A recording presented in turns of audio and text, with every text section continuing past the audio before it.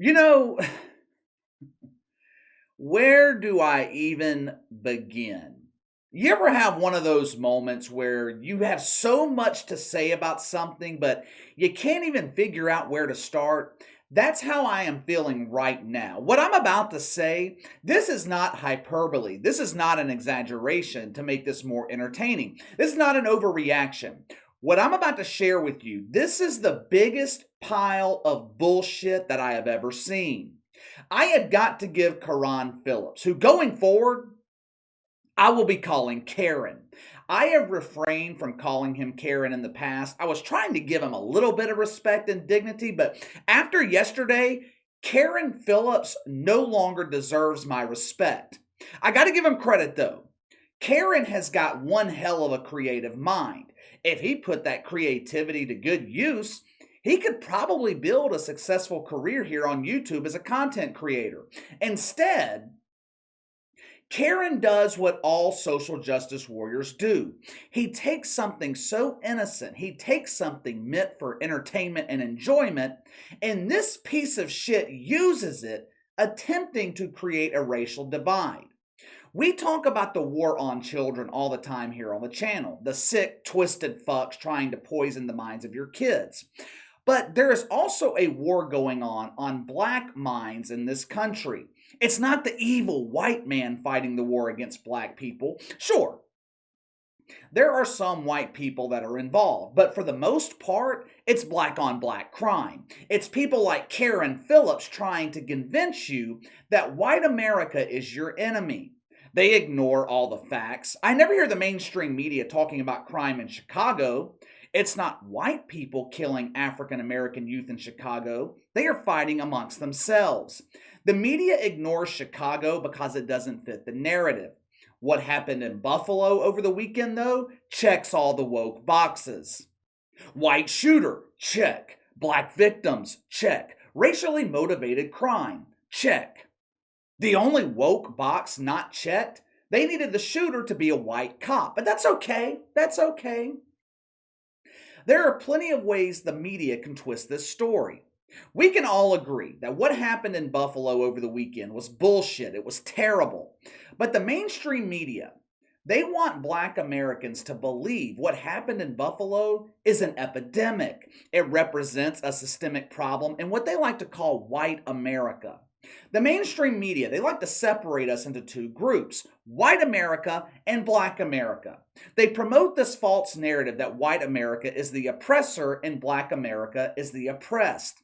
They paint the false narrative that white America uses black people for entertainment, they use them for money, they use them to hold on to power and control, when the truth is, the opposite is true. It's not white America that uses minorities, it's the woke movement. The woke agenda, they use and exploit every minority group. Black people, illegal immigrants, LGBT, women.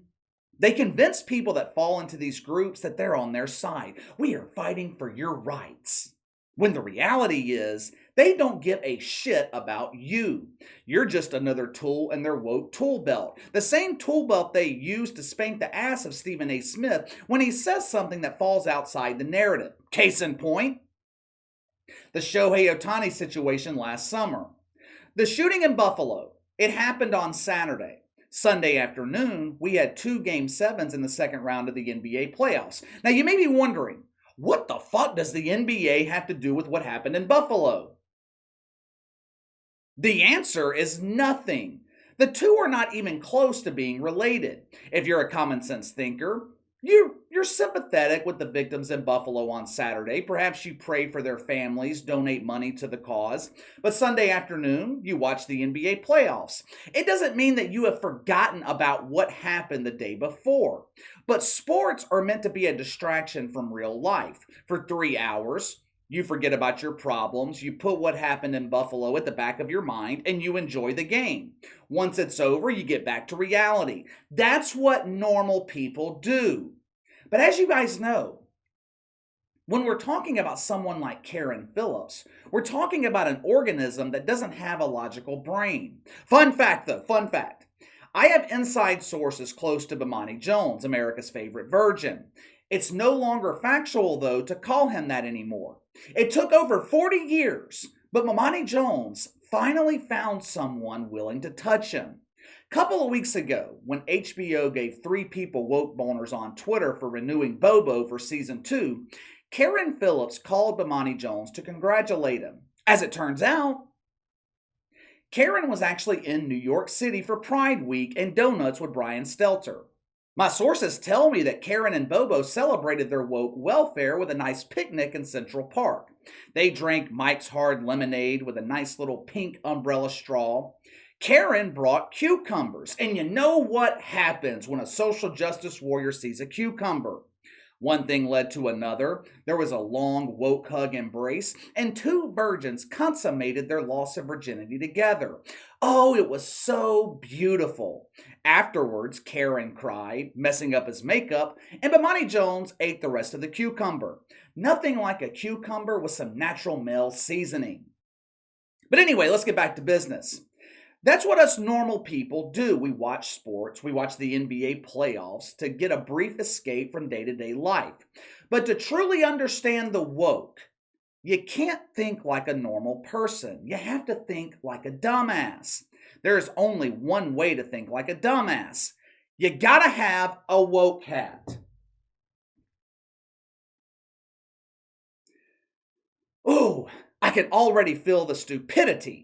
Yesterday afternoon, Carron Phillips polluted America with some of the most creative bullshit that I've ever read. Headline over at Deadspin: White fans were entertained by black athletes a day after a racist killed black people in Buffalo. This is what white supremacy looks like. Carron, you are one stupid fuck. Doing what I do here every day, I come across some dumb people. But Carron, you just earned the title of the dumbest dumb fuck. How could anyone be this stupid? Luckily, very few people read Deadspin, so most people were not exposed to this garbage. But let me share some of it with you. Let me give you the insights to America's dumbest dumbass. The first sentence: sports only serves as an escape from society if you're white. I have a lot of intelligent black men in my audience. Sports seems to be an escape for them. The reason it's not an escape for Carron is because he allows himself to be a victim. He goes back to 2020 when he claims white America experienced a racial awakening. Now, I don't speak for all white people, but I didn't experience a racial awakening in 2020. I saw a woke awakening. I saw a bunch of shit fucks tearing down statues, burning buildings, shitting on the sidewalk, then grabbing a spoon and eating it. There's no better yogurt than a nice fresh poo-flavored yogurt.